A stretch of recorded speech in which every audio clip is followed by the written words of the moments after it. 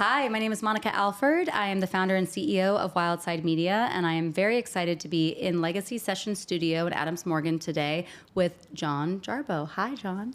Hi. Hi. So we are very excited to have John in studio because John is the creator behind Rose, You Are Who You Eat, not what you eat, who you eat, that is coming to Woolly Mammoth Theater Company. It opens on June 5th. And, just in time for Pride, I'd love to just kick it off by asking you, what is this play about? It's a light musical romp through cannibalism, through gender cannibalism specifically. So great for Pride. Yeah. Happy Pride, gender cannibalism. When I came out as trans, I told my aunt that I was using she, her pronouns, and she paused, and she said, "You know, John, you had a twin in the womb. You ate her. That's why you are the way you are." I didn't know that I had a twin in the womb. I knew that if I were assigned female at birth, I would have been called Rose. I just didn't know that I ate Rose. And so I wrote a piece with a bunch of brilliant queer composers called Rose, You Are Who You Eat, which is about kind of who we consume to become who we are. And it's a lovely light, as I say, a light romp through cannibalism. Even you saying that, it's hard for me to keep a strate face, but I love it so much. I want nothing straight about you. Yeah, there is nothing straight about me, so that's perfect. So how long ago did you have that conversation with your aunt? Oh Lord, I think that was in 2018, 2019. Okay. Yeah. Okay. Yeah. And how long did it take you to realize, okay, I think I want to do something with this creatively? It was a pretty undismissible moment. I think there are times in your life where people tell you who you are. This was maybe one of those. It's weird to be told that you ate your twin in the womb. Yeah. And I chewed on it, so to speak, for a while and couldn't let it go. Asked my mother about, is this true? And she was like, yeah. Not the eating part. I mean, there's vanishing twin syndrome is actually a very common thing. Yes, I'm learning this after learning more about this play. So a lot of people that see it, I mean, it's not really a piece about cannibalism. It's more of a piece about finding out who you are and being believed when you tell people who you are. Right. But I started thinking, I started quote digesting so many puns, so many puns. I started digesting the material, and I decided I want to tell my story, and I want to tell the story of Rose, because so much about trans experience is hidden, is not quite visible. There's a whole fantasy world that develops. Like you look at a photo of you, or I look at a photo of myself when I'm young, and I might be in a hockey uniform holding a stick, being like, yeah. But then there's in my head, I'm in a cafe in Vienna, flirting with some, there's a whole fantasy life, which is as true to me as the superficial and sometimes more true. Right. And it's like, what are you doing to survive in your head as a queer person? So I started thinking, I'm gonna tell this story, but I'm not gonna do it alone. I'm gonna do it with queer and trans composers that are friends of mine.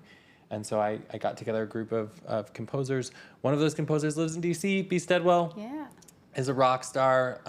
And so it's a bit of a tapestry or a quilt of music we made together. And this story about how I ate Rose and how Rose is eating me from the inside out. Well, that was very beautifully said. But Thanks. So tell me, you're Philadelphia based, correct? Mm-hmm, yeah. Okay. So I have questions about what you think of DC later. Okay. But I'm glad you're here. We're excited to have you. I love it. Everything about it, I love it. Yeah. I'm thrilled. We need more Philly and DC. Yeah. So when you first put together the musical score, it was more of like not a concert, but it wasn't a full production, right? It wasn't a play to start, wasn't it? There was a little bit of an in-between. So works in process at the Guggenheim, which is this amazing kind of performance wing of the Guggenheim, but they also work with a bunch of other institutions like Lincoln Center. They were one of the few arts organizations during the pandemic that decided to really commission artists to make work. They were like, let's give them money and work. So they actually commissioned a music video of the first song, which I wrote with Emily Bate, called Rose, a True Story. And it's me eating a bunch of chicken bone. It's very camp, very hot, a lot of cannibalism humor. And that video went so well that they commissioned a bunch of other films. So it was going to be a film project, but by the time we finished all the films, we were back to like people coming into theaters, and they said, "Hey, will you adapt this into a little concert?" We're like, "Okay, we'll do that." And we adapted it, and that concert version then I've been working on it for a couple years because it felt so good to share the story in person with people. And a lot of the work is sing along and interactive, so it just felt really alive. And we did it at Fringe Arts this fall, which is a great institution in Philly, and we went to New York in January, and now we're finishing the kind of what we're calling a rolling world premiere at Woolly Mammoth. Yeah. And actually, the funny thing is that the films, because I always imagined it to be an art installation, the films are also being displayed by Cultural DC in the mobile art gallery right next to the theater. And actually in Philly right now, all of the films are being installed at the Fabric Workshop and Museum. So there's you can wander through my gender journey like an escape room of Midwestern denial. So there's a lot of Rose going on right now for Pride. Yeah, I love it. Wow, there's so many good quotes in here. So and when you say we, you mean the collective that did you start? It's Bearded Lady. Well, yeah, this actually started outside. I run a company. It's an amazing company called Bearded Ladies Cabaret in Philadelphia. You should check us out. We've been to DC once before with our Beardmobile, which is a truck that has lashes and a beard. She's high femme, diesel, and we performed with Cultural DC on that truck in DC before. Rose actually started separately because I founded the Bearded Ladies and I was like, I need to do something outside of this company. I need to like make my own space, and it was a very private journey that I didn't share a lot about at first. But the Bearded Ladies, once it became a theater piece, the Bearded Ladies teamed up with me, and they are helping present it in DC. And Bearded Ladies are an amazing team. But when I say we in this context, I don't think anyone really takes a gender journey alone. Yep. I think, and I was fortunate enough to have a lot of amazing collaborators at various points in their journeys, helping me through the composers, Emily Bate, Pax Ressler, Daniel De Jesus, B. Steadwell, and the director M.K. Twaneman, and the videographer, the filmmaker whose photo is behind us, Christopher Ashe, and Rebecca Knack, the costume designer. So it's an amazing team. Kate McGee on lighting. It's just an incredible team of weirdos and queerdos that have helped this project come to life. Yeah, and they're on stage with me too. So three of the composers are on stage with me when I perform this often. So it's not just a one cannibal show. Right. Yeah. Understood. No, that's great. In terms of how audiences have been reacting, so to be clear, Woolly is the first time it's on a theater stage, right? That's like a full... No, it's part of a rolling world premiere. So got it, understood. Yeah. And so this same kind of format, but just the first time in DC. Yeah. We did in Philly, we did in New York. Understood. But Woolly is kind of the most, not to be... No one's watching this. No one's watching this in Philadelphia, right? I can say, just for DC or in New people. York. It's just for DC. I'll say that the Woolly Mammoth Theater is so beautiful. It's the most beautiful venue that we've been in so far. Yeah. Even more beautiful than the basement of the Guggenheim, which we did a little preview of the concert in, which is very Frank Lloyd Wrong. So it's a beautiful space, and we're really happy to be here. Yeah, wonderful. Yeah. So up until this point, how have you felt that audiences have reacted, both from the standpoint, it's kind of a two-parter, from just, I'm sure it resonates with a lot of, Queerdos is my favorite term. I'm using it for an event that I'm throwing next two weekends that's going to feature some amazing, themes from Rose, and maybe you'll be able to swing by. Yeah, I'll be there. But that's one of our coined terms for it. But I'm sure that your journey and sharing it in such a vulnerable way is resonating with a lot of folks. But also just on the twin, side of things. When I came in to do an interview a few weeks ago with Kristen Jackson from Woolly Mammoth and Christy, who runs Cultural DC, I had lunch with somebody who was telling me that they absorbed their twin in the womb, and they were little in the early 70s, so they didn't really know what to think. They were just 2 or 3 years old and had stopped growing. And so they went to doctors, and turns out that her reproductive organs and her hormones were being blocked because there was a mass attached, and it was when they had to slice her open in a kind of medieval way because they didn't know what was going on. That was pretty rare at the time to identify that, and it was just a ball with hair and teeth in it. And so she said, I've always felt a little funny, but I never knew that anyone was like me. And I was like, well, you need to go see Rose, and you need to talk to John. And so, and that's just a very specific example that happened to come up an hour before I was talking about this amazing, brainchild of yours, creative, world that you've built around this. But have you felt like people have, come out of the woodwork, or audience members to be like, I have some experience, or I've heard about that happening, or like, how deep is this, you are who you eat theme? I think it's deep in I access it from I built this piece for trans folks and queerdos, and for the guardians of queerdos, and especially for people who identify as moms. That's who I built it for, but I think it tends to resonate pretty widely with people. I do get a lot of twin stories and stories about teeth in people's heads and like different, because that is something that happens. And I, like a vanishing twin, an absorbed twin, it's not actually that rare. Beyond the physical things that I hear about, I also hear about the longing that comes with that, or the feeling of I felt like there was something missing until I heard that this had happened, and that was what it felt like for me.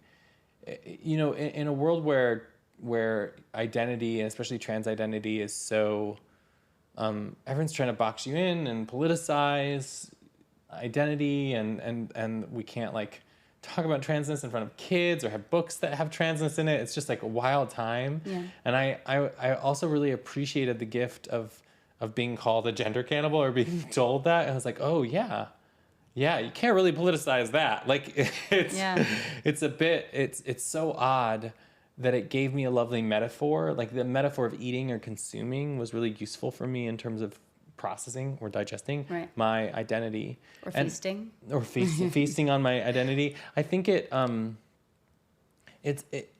also is about what and who do we consume to become who we are.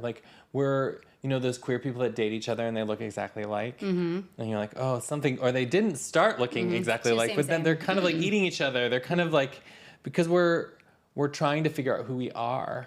So we're consuming a lot of media, it doesn't need to be a literal idea of cannibalism. It can also be this idea of what's on your evidence wall? Who did you eat to become who you are? Is a question that I really want to welcome people into. Who are your idols? Who are I'm Grace Jones. I'm who was it that because in the Midwest, especially when I was growing up, which was not too long ago, because I'm super young. Obviously, come on. But in the Midwest, you weren't it wasn't a very nutritious diet. Especially growing up in a Republican Catholic family. You just the only queer images I had were Norman Bates, Jeffrey Dahmer, and Ellen. So what a crew. You're like, oh God, am I evil? Am I, am I a talk show host? And so it's different for a lot of young folks nowadays, and I feel like they are our teachers in a way, because some of them are like, yeah, I knew about this for so long. I've been processing it for so long. I feel behind when I talk to the younger generation, and grateful for their lessons. But I guess that metaphor of eating is really useful, and I think a lot of people can resonate with it, no matter how they identify or where they're coming in. Right, absolutely. So gender feasting, is that something that you kind of coined and made playful, or did that... I Googled it. Gender I even feasting, did it with quotes, because I was like, I want to know if this has been used before I... Well, certainly the term gender cannibal is one that I have not heard anywhere else. There's one lovely artist named Red who was an MFA student who lives in New York, who also was really interested in gender cannibalism, and contacted me about their work. But other than that, I feel like that's a term that's come out of me and the project. Gender feasting, I think maybe too, but I've a lot of my work has involved eating and food and those things that are visceral. That I just think eating is something we all do, right? And it's such a useful it's such a useful metaphor. Yeah. Yeah. I love it. Yeah. If this is too personal, feel free to tell me. I'm just curious. Why didn't your mom tell you or your parents tell you about twin? Why was it from your aunt, do you think? Well, I should say, and this is to the camera, that like just it's a true story, but I've changed all the names just to protect them. So mom has been changed to mother, and dad has been changed to father, just so no one can look them up. Yeah. Which, by the way, is a little bit of a Norman Bates kind of thing. There's a lot of psycho in this. Like, okay. Kidding, when I told mother when I asked mother about this, she was like, "Of course we told you you had a twin." Like, You're I'm like, sure I we think I talked would about have it. I was like, remembered I think that. I would have remembered that. I knew that I would Yeah. have been called Rose. Right. Because one of I think my grandma's sister, my great aunt, was named Rose. I just didn't know the rest of that story. Yeah. And then I found the baby book. Then I found the baby book, which Baby- mother and father totally know that I have and use in the show. Absolutely, they know it for sure. So this is a baby book that was purchased when they thought you might be Rose. It's the actual baby book that they purchased when my mother was pregnant, and they wrote the story and have the ultrasounds. So they knew they were pregnant with twins. They knew, Okay, and got it was an ultrasound. There were 2 babies, and then there was a second ultrasound, and there was only one. Wow. Yeah. Oh, well. Yeah. So I've got hard evidence, folks. Hard evidence. Yeah. I'm not messing around. Yeah. Artists are scientists, really. Yeah, it's true. Yeah. No, but that's interesting. I mean, I think that's kind of special in a way. I'm guessing you and your aunt maybe have a little bit of a different bond or special. I think. Or at least you appreciate. I dearly love my aunt. You say aunt, I say aunt. You say tomato, I say tomato. Yeah. I deeply love my aunt, and I think there was it. At first, I was a little, when she said that, I was a little like, oh God, what you're saying a weird thing, and it is a weird thing. And then I was like, oh, what a strange gift. Yeah. What a strange gift that I will unpack. And I think since then she's also been like, I really meant, I meant absorbed. Right. Now she's, there's a whole art exhibit. There's a whole play that's touring around the world. Can't take it back. Yeah, I ran with that. I ran with that gift. Yeah, no, I love it. So tell me a little bit about the genre of the music, if there is one that you stick to or one that you said Grace Jones. So now I'm like, oh yeah, Grace Jones is my North Star of great taste of everything. Grace Jones is incredible. Yeah. What a gift to the world. The music is really, because it's written by 4 different composers, it's really genre queer. So there's like a little Joni Mitchell vibe in there. There's a little like 80s power ballad. There's kind of like a goth punky kind of song. Okay. There's a band on stage, drums, keys, guitars, cello. Love it. So I mean, for some people it will feel like a concert. Some people will feel like a cabaret. Some people it will feel like a play. It's kind of in between those genres. Mm-hmm. And that's what I really love about singing this music, is that it's not, even though it's my story, it's not just me. It's the voices of the people that have helped me through this journey. Yeah. And some of them are on stage with me. Yeah, it's absolutely. Fun. It's like a fun. And there's sing-along. If you like sing-along, if you don't like sing-along, wear a mask. I won't know. Yeah. Good point. Yeah. Yeah, and I mean, this couldn't be a more original concept in every way, but I'm a huge lover of Hedwig, and that's like, I grew up seeing that. There's a theater in Arlington called Signature, and it used to be a tiny black box theater, and I saw that when I was 13, and my mind was blown. And that kind of format, where it really is not, I mean, the film's also fabulous, but the play is very much a song back to back, and the members of the band are, a part of it. And so it's giving me that kind of vibe, which to me feels way more visceral and like you're in it. You're in it like you're watching a concert where people are just starting to unravel or share who they really are, and you're breaking that fourth wall and seeing it. Like that's such a great format. Well, and I think Hedwig is maybe the most. I love Hedwig too, and I love John Cameron Mitchell's work. Yeah. Their work is incredible, and that piece was formative for me in a lot of ways too. As a bunch of queers, I would have been like formed by that work. That is like maybe the most visible example, especially because of the Broadway run, of a kind of cabaret or cabaret play. Yeah. And so I do think Rose is in conversation with that whole genre of work, which it also like incorporates Meow Meow, who's just at Carnegie Hall, the work of Taylor Mack, the work of like, it's connected to the roots of like German cabaret artists in the 1930s. And so it's a whole genre of performance that I think, sometimes like there are just few examples of it rising to kind of popular cultural heights like Hedwig. But yes, I feel you. I really love shows. If I'm going to have a conversation, if I'm going to talk about something, I want to talk directly to you. Like I want to talk to you. I want to talk directly to you, which is why I do hi. that a lot. Oh, hi. I'm not ignoring you. I broke through the have fourth been, wall. sorry. I'm like, this is so much better. I love this. I like this view. Then you have cold, empty darkness of the camera lens. Yeah. I like to talk to the audience directly. Sure. And so and I think we're in an age where there's so much great content online. There's so much great content online. This is great content that's going to be online. I wouldn't have to get off. What is going to make me get off my butt, leave, and have to like maybe dress up if I care and go to the theater? You should always care and always dress up, in my opinion. I know. I mean, I'm absolutely with you. I know you and I are on the same page. But there's a totally. whole. I know. Jeans at a theater shouldn't happen. I will say it. I will say it. Well, That's there how we I go.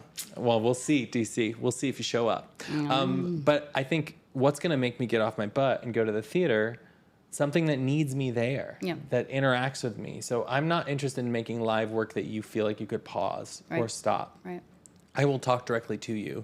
And if you move or say something or laugh, or you are part of the event, and you will feel held, and you will feel cared for, and you will feel like the jokes are there for you that night. And that's true of any live theater experience, but I think this kind of form that you're talking about, which you see in something like Hedwig, which is a cab play, like I don't say all the same words every single night, not in the same order, not sometimes the same words. Sometimes the show's a little longer, sometimes it's shorter.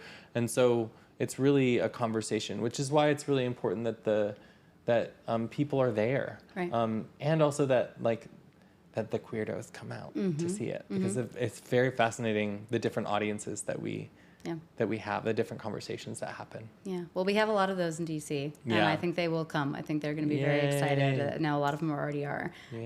On that note, around ways to interact with audiences and, really make sure this is something that they can have a tangible takeaway from. Like they feel like they're part of the conversation, or they feel like they really know you and can break, through that. I'm keep using the term fourth wall because we said it a couple of times. Yeah, absolutely.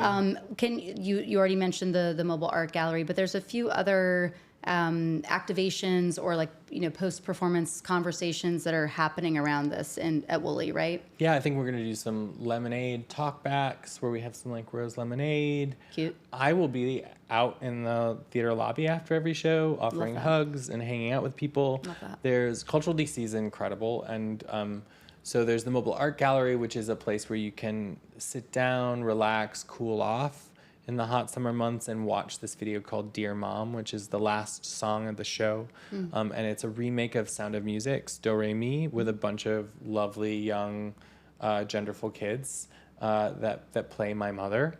And we've remade the fabric. I worked with the Fabric Workshop and Museum to remake the Sound of Music fabric with bunnies and fetuses and roses, and it's actually wallpapered in the inside of the gallery. It's stunning. So there's that, but there's also going to be a station where you can write a letter to your gender.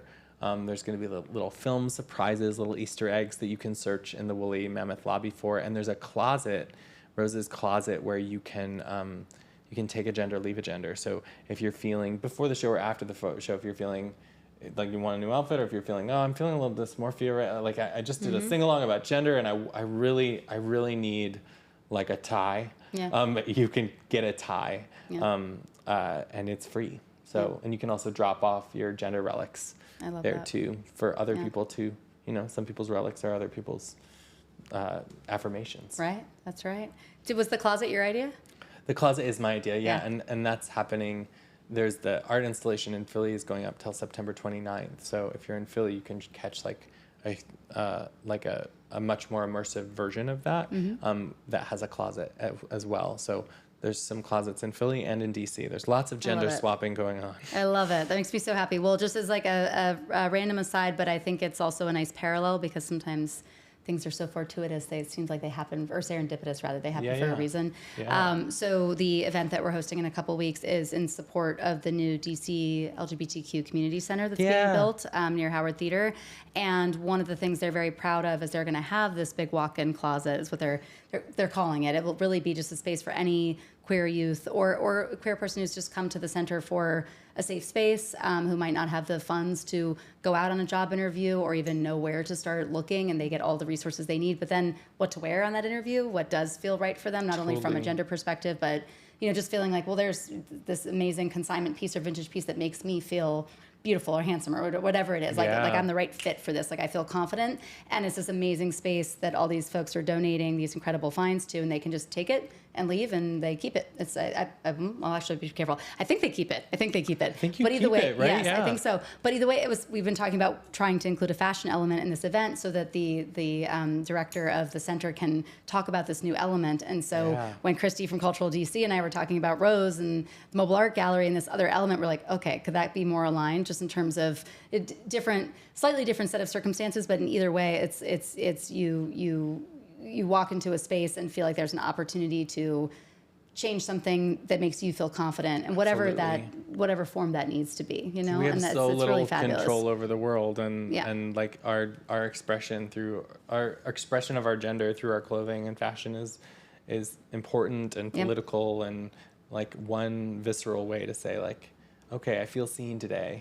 Like even though the world's telling me I shouldn't, I feel seen because of this parka. Yes. Like parka. I like that. this parka, this hat. I was like, you say aunt, but you say parka. I feel like you should also say aunt. That's like parka.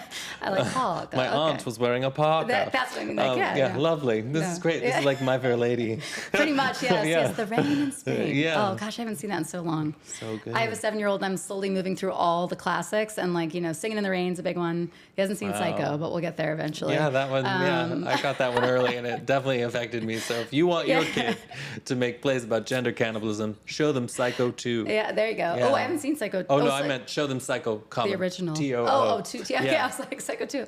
That's one from the 90s, I think, or the remake. Sadly, I feel bad. I haven't watched Psycho I think it's 2. got like Vince Vaughn or something in it. It's not good. That tells you. I mean, I love Vince Vaughn, but it's like, it's not quality. Yeah. I watched The Birds when I was little, and that one got me. Oh, I feel you. And the original Night of the Living Dead on the cannibalism topic, and that's black and white. So yeah. I mean, the fascinating thing about Psycho, since we're on the subject, I'm down. is there's a whole section where I reenact a scene from Psycho in the show. Yeah. It's because Psycho is the first movie that used the word transvestite. Oh, right. It's the first movie. It's a really boring deep cut at the end of the movie where this psychiatrist comes out and is like, I know you're a little confused about all the, so let me explain it to you in man terms. Yeah. And like uses this like bad transatlantic dialect to explain why what Norman is. And when I was a kid, I was like, this scene. Yeah. What is that? Yeah. Am I? Yeah. That's so fascinating. So that's another thing I feel like I consumed.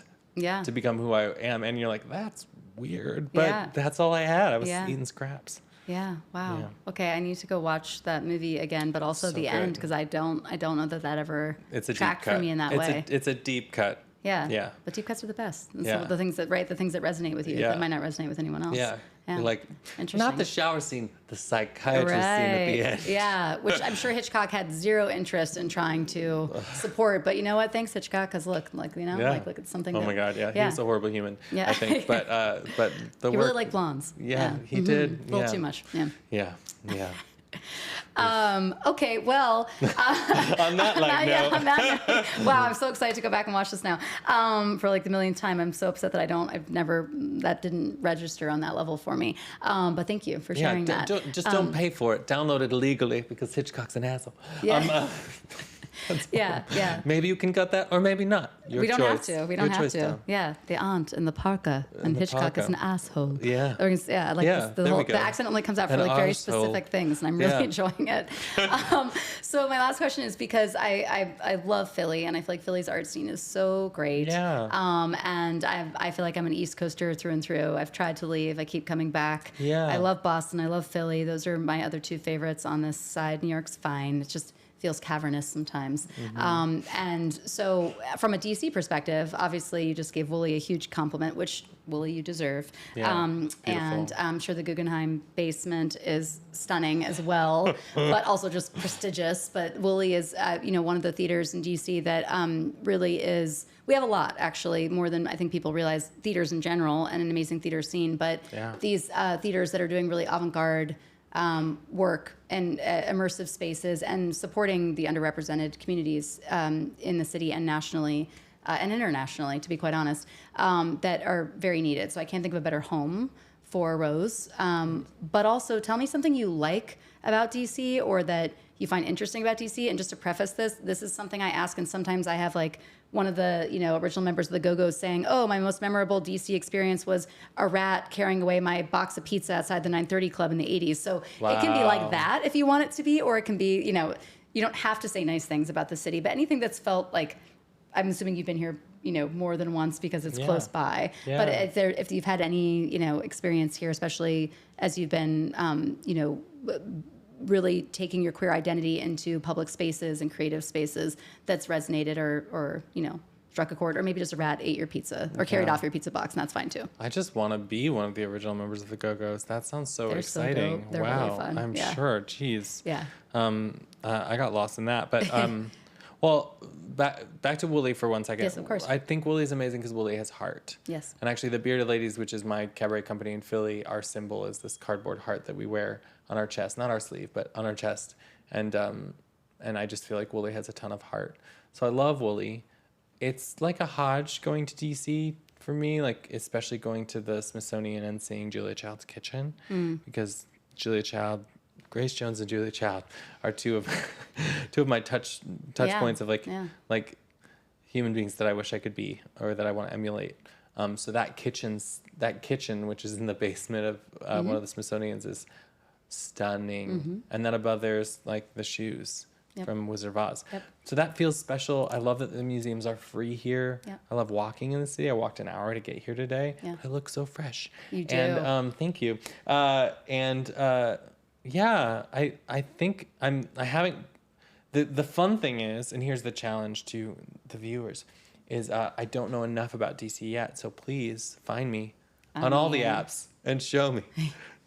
Show me. Yeah. Take me on an adventure. I mean, yeah, we will. It's going to happen. Yay. And in closing, I'm going to have you make sure you tell everybody how they can find you and the show. But I will say that since you mentioned the Ruby Slippers, Judy Garland is my birthday twin. Oh, wow. And we always have to share our birthday with Pride Weekend in DC. So, I mean, I can't think of a queer thing, but also it's she's one of my great loves and like truly my spirit animal in so many ways. So yes. Are you able to just take the party that's going on and just be like, this is all for me? Yeah. Is that how you process that? I honestly, I feel like last year I did. It was my son's, I was talking about it this morning. I was with a few Capital Pride honorees. And cool. one is a dear friend who got a little fedora with sharks on it. My son's name is Finn. That's over in this corner. I can show you after. That our friend who's off camera thought belonged to me. And I said, that belongs to a little boy. My head is too big for this. And I was told that actually I could wear it. So perhaps I will wear it. Yes. But talking about finding things that you wouldn't normally put in your repertoire with your fashion. But it was Finn's first Pride and being able to first Pride in the sense that he was at the parade, which is obviously in DC one of our biggest and most joyous and like joyful occasions, and he couldn't have loved it more. It was really fabulous. So seeing it through his eyes was a great birthday gift. That's awesome. But yes, I mean I go and enjoy and then maybe do a little something for me on the side. But yes, It's all one big celebration. It's great. And this party that I'm throwing is the week after all the official Pride events, so I don't have to share, my party doesn't have to share the spotlight with anybody. Great. Even if I do for my birthday. So that's on the just 15th, fine. right? Yes. That's on the 15th. Okay. Yes. I'll be there. Yeah. Okay. So how can we reach you? How can we interact with you? What are your preferred ways for folks to reach out on social or? They all know Woolly. I can give them the Woolly website. I want to make an OnlyFans joke, but I don't have an OnlyFans. I was trying to start an OnlyFarms, which was me making sex jokes about farm equipment, which on TikTok. I please. There are some videos you can find. It was like I did it for a couple months while I was near a farm, but then it's harder to do when you're not near the farm equipment because it just writes itself. Okay. So anyway, check me out on OnlyFarms in the future when I have it. But in the meantime, you can find me on Instagram and TikTok at John Jarbeau, and that's JohnJarbeaux. Normally, you might find my name spelled as BOE, but my more drag or like performance name is Jarbeau, Jarbeaux. It sounds the same. It's just more pretentious because it's French. So you can find me there. You can find the Bearded Ladies at beardedladiescabaret.com, our website, and at Bearded Ladies Cabaret on Insta and all the socials. Hit me up, DM me, take me on a DC adventure, and most importantly, go see Rose. She's waiting. She's just sitting there with her tea, waiting for you to come visit her. We're going to. Okay? In our parkas with our aunts. In our parkas with our aunts. Thank you so much, Sean. I really appreciate your time today. This was a pleasure. What a joy. Thank you.